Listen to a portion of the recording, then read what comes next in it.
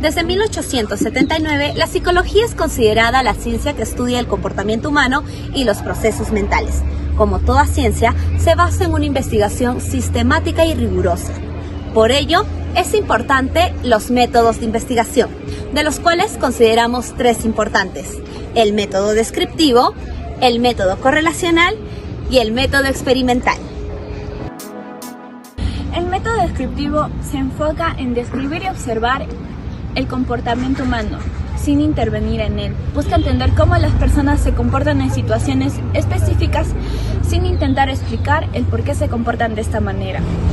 Esto implica la recopilación sistemática de datos a través de técnicas como la observación naturalista, las encuestas, la entrevista y análisis de datos.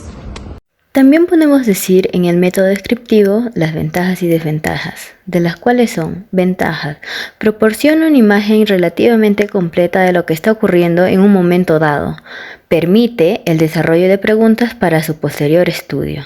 Desventajas: no evalúa las relaciones entre variables, puede ser poco ético si los participantes no saben que están siendo observados. La observación naturalista. En psicología es una técnica de investigación que implica observar y registrar el comportamiento humano en su entorno natural, sin intervención o manipulación por parte del investigador. En lugar, se lleva a cabo experimentos en torno controlados de laboratorio.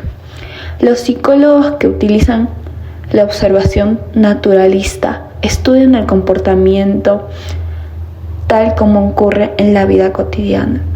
Esto puede proporcionar información valiosa sobre cómo las personas interactúan, se comportan y desenvuelven en situaciones reales.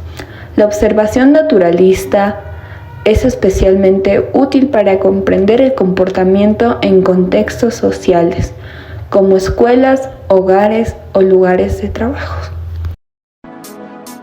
Investigación correlacional. Cuando hablamos de correlación, esto significa el grado de la relación que existe entre dos fenómenos o variables. Estos se clasifican en relación positiva, negativa y lineal. Relación positiva. Hace referencia cuando un estudio correlacional puede intentar determinar si individuos con una puntuación alta en una variable también tiene puntuación alta en una segunda variable. Y si individuos con una baja puntuación en una variable también tienen baja puntuación en la segunda.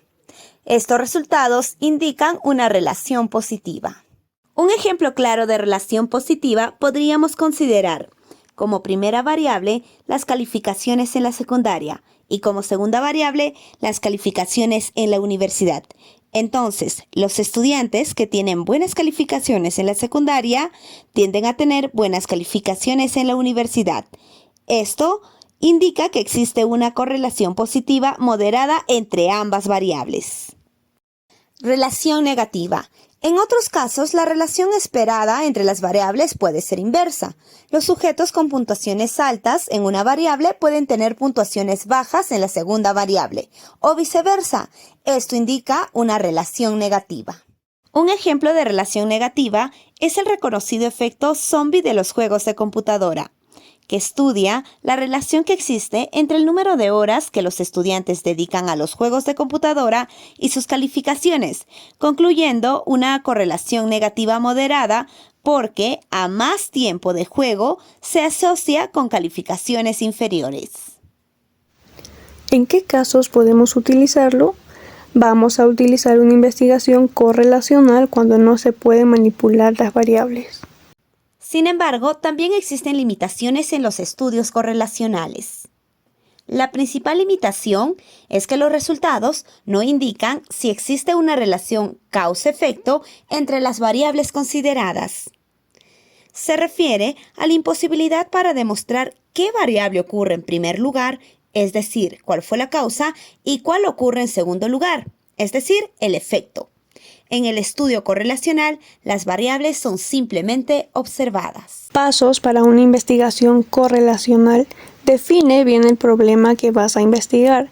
Elige tu muestra de estudio de acuerdo a las necesidades de tu proyecto de investigación.